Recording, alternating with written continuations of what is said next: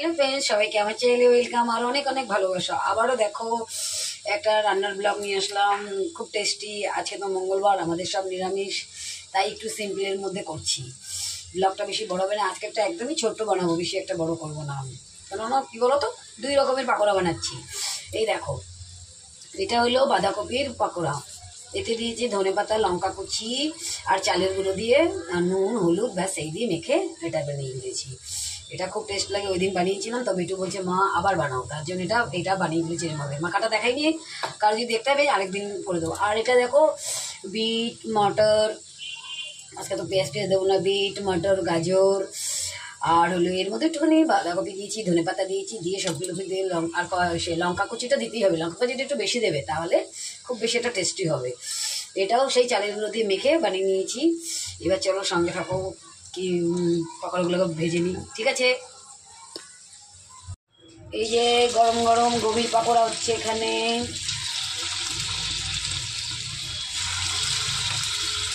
দুটো কটা এখন বেটির জন্য কটা বানিয়ে দিচ্ছি, কটা গভীর পাকোড়া আর কটা এই সে পাকোড়া।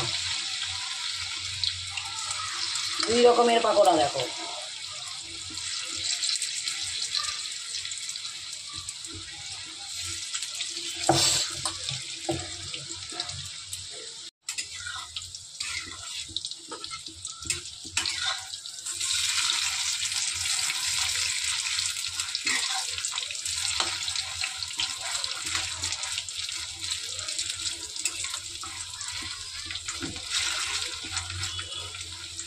দেখো আমার পাকোড়াগুলো অলমোস্ট হয়ে গেছে, এবার আমি নামিয়ে নেবো।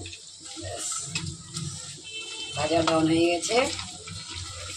হেভি টেস্টি লাগে, হেভি। ওই দিন বানিয়ে দিয়েছিলাম বেটুকে, তো বেটু বলছে মা আবার বানিয়ে দাও। আজকে বেশি কিছু বানাইনি, কি বলো তো, আজকে একদম সিম্পল এই 2 রকমের পাকোড়া বানিয়েছি আর তোমার বাঁধাকপি বানিয়েছি। রাত্রে আবার করতে হবে, আজকে তো জানোই রাত্রে কি আছে, পিঠে আছে, পিঠে। ঠিক আছে, পিঠে রেসিপি অন্যদিন দেবো, আজকে হলো এই পাকোড়ার রেসিপি।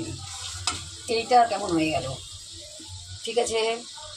এই দেখো পাকোড়াগুলো হয়ে গেছে, এখন খেয়ে টেস্ট করি।